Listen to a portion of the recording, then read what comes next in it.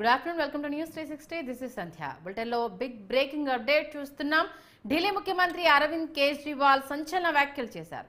2 రోజుల్లో సీఎం పదవికి రాజీనామా చేస్తున్నానని ప్రకటించారు. తాను నిర్దోషిగా నిరూపించుకునేంత వరకు సీఎం పదవిలో ఉండబోనని స్పష్టం చేశారు. ఢిల్లీలోని ఆప్ కార్యాలయంలో పార్టీ మీటింగ్ లో కార్యకర్తలను ఉద్దేశించి కేజ్రీవాల్ ప్రసంగించారు. ఆ టైంలోనే ఈ కీలక వ్యాఖ్యలు చేయడం జరిగింది.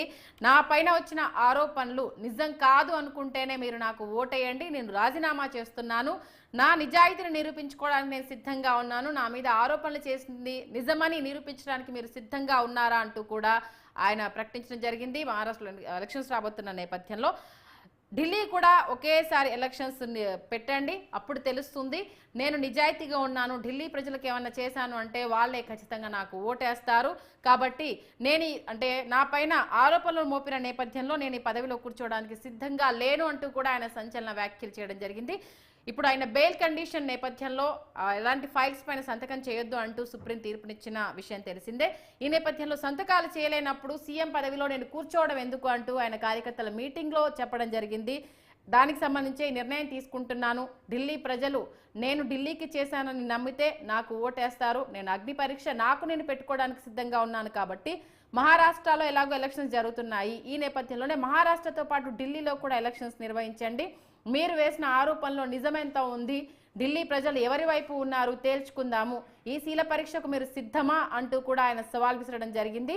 ఇవాళ జరిగిన పార్టీ మీటింగ్లో ఆయన ఈ వ్యాఖ్యలు చేయడంతో ఇప్పుడు ఢిల్లీలో ఇవి పెను సంచలనంగా మారాయని చెప్పాలి. ఎందుకంటే ఆయన జైలు నుంచి బెయిల్కు సంబంధించి ఎలాంటి ఆరోపణలు ఎదుర్కొన్నారు, ఆ బెయిల్ రావడానికి ఎన్ని తిప్పలు పడ్డారనేది మనం చూసిన విషయం. ఈ నేపథ్యంలో సుప్రీంకోర్టు కూడా అటు కేంద్ర దర్యాప్తు సంస్థలకు సంబంధించి ఆగ్రహం వ్యక్తం చేసిన నేపథ్యంలో దీనికి సంబంధించి ఇప్పుడు కేజ్రీవాల్ తీసుకున్న నిర్ణయం అయితే చర్చనీయాంశంగా మారింది.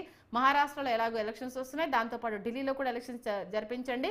నేను నా పదవిని తృణప్రాయంగా వదిలిపెడుతున్నాను. నా మీద ఆరోపణలు నిజమా కాదా తేల్చుకున్న తర్వాత నేను సీఎం పీఠం మీద కూర్చోడానికి సిద్ధంగా ఉన్నాను. నేను నిజాయితీ పరుణ్ణి అని తేల్చుకోవడానికి సిద్ధంగా ఉన్నాను. నేను అవినీతి పరుణ్ణి అని రుజువు చేయడానికి మీరు సిద్ధంగా ఉన్నారా అంటూ కూడా అరవింద్ కేజ్రీవాల్ సంచలన వ్యాఖ్యలు చేయడం జరిగింది. बेल मिलनी भी मुश्किल है, उसके अंदर हमारे ऊपर तरह तरह के इन लोगों ने आरोप लगाए हैं। कोर्ट से हमको बेल मिल गई, उसके बाद आज की तारीख में आज जो स्थिति है, इससे फालतू कोर्ट और कुछ नहीं कर सकता था जितना कोर्ट ने कर दिया हमारे पक्ष में। हम कोर्ट के बहुत शुक्रगुजार हैं। कोर्ट ने हमें बेल दे दी, अभी बेल तक ही दे सकता था। अब ये केस चलेगा। मैंने वकीलों से पूछा, मैंने कहा मेरा दिल कहता है कि जब तक ये मैं कोर्ट से बरी होके ना आ जाऊं तब तक मैं सीएम की कुर्सी पे नहीं बैठूंगा। उन्होंने कहा जी ये 10 साल चलेगा केस, कोई कह रहा 15 साल चलेगा केस, कोई कह रहा 20 साल चलेगा केस। तो केस ये अभी लंबा चलेगा। आज कोर्ट जितना कर सकता था कोर्ट ने हमारे पक्ष में निर्णय लिया है, हमें बेल दे दी। उन्होंने ऐसे कानून में जिसमें बेल मिलनी नामुमकिन होती है, उन्होंने बेल दे दी। आज मैं आपकी अदालत में आया हूं, जनता की अदालत में आया हूं, आपसे पूछने के लिए आया हूं, क्या आप केजरीवाल को ईमानदार मानते हो कि गुनहगार मानते हो? मैं दिल्ली की जनता से पूछना चाहता हूं, मैं देश की जनता से पूछना चाहता हूं कि क्या केजरीवाल ईमानदार है कि गुनहगार है? दोस्तों, 2 दिन के बाद, आज से 2 दिन के बाद मैं सीएम की कुर्सी से इस्तीफा देने जा रहा हूं।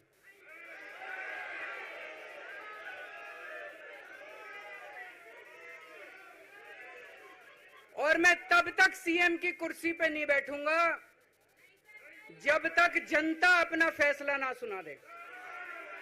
मैं जनता के बीच में जाऊंगा, गली गली में जाऊंगा, घर घर में जाऊंगा, और जब तक जनता अपना फैसला ना सुना दे कि केजरीवाल ईमानदार है, तब तक मैं सीएम की कुर्सी के ऊपर नहीं बैठूंगा। आज से कुछ महीने बाद चुनाव है, दिल्ली के चुनाव है। मैं जनता को निवेदन करना चाहता हूं, अपील करना चाहता हूं, अगर आपको लगता है केजरीवाल ईमानदार है, मेरे पक्ष में वोट दे देना। अगर आपको लगता है केजरीवाल गुनहगार है, मेरे को वोट मत देना। आप अगर मेरे को, आपका एक एक वोट मेरी ईमानदारी का सर्टिफिकेट होगा। अगर आप मेरे को वोट देके जिताओगे और अगर आप कहोगे कि केजरीवाल ईमानदार है, तो चुनाव के बाद, उसके बाद जाके मैं सीएम की कुर्सी पे बैठूंगा। तब तक मैं सीएम की कुर्सी पे नहीं बैठूंगा। बेल मिलनी भी मुश्किल है, उसके अंदर हमारे ऊपर तरह तरह के इन लोगों ने आरोप लगाए हैं। कोर्ट से हमको बेल मिल गई, उसके बाद आज की तारीख में आज जो स्थिति है, इससे फालतू कोर्ट और कुछ नहीं कर सकता था जितना कोर्ट ने कर दिया हमारे पक्ष में। हम कोर्ट के बहुत शुक्रगुजार हैं। कोर्ट ने हमें बेल दे दी, अभी बेल तक ही दे सकता था। अब ये केस चलेगा। मैंने वकीलों से पूछा, मैंने कहा मेरा दिल कहता है कि जब तक ये मैं कोर्ट से बरी होके ना आ जाऊं तब तक मैं सीएम की कुर्सी पे नहीं बैठूंगा। उन्होंने कहा जी ये 10 साल चलेगा केस, कोई कह रहा 15 साल चलेगा केस, कोई कह रहा 20 साल चलेगा केस। तो केस ये अभी लंबा चलेगा। आज कोर्ट जितना कर सकता था, कोर्ट ने हमारे पक्ष में निर्णय लिया है, हमें बेल दे दी। उन्होंने ऐसे कानून में जिसमें बेल मिलनी नामुमकिन होती है, उन्होंने बेल दे दी। आज मैं आपकी अदालत में आया हूं, जनता की अदालत में आया हूं, आपसे पूछने के लिए आया हूं, क्या आप केजरीवाल को ईमानदार मानते हो कि गुनहगार मानते हो? मैं दिल्ली की जनता से पूछना चाहता हूं, मैं देश की जनता से पूछना चाहता हूं कि क्या केजरीवाल ईमानदार है कि गुनहगार है? दोस्तों, 2 दिन के बाद, आज से 2 दिन के बाद मैं सीएम की कुर्सी से इस्तीफा देने जा रहा हूं।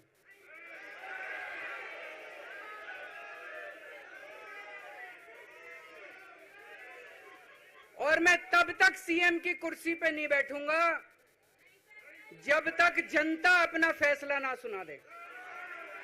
मैं जनता के बीच में जाऊंगा, गली गली में जाऊंगा, घर घर में जाऊंगा, और जब तक जनता अपना फैसला ना सुना दे कि केजरीवाल ईमानदार है, तब तक मैं सीएम की कुर्सी के ऊपर नहीं बैठूंगा। आज से कुछ महीने बाद चुनाव है, दिल्ली के चुनाव है।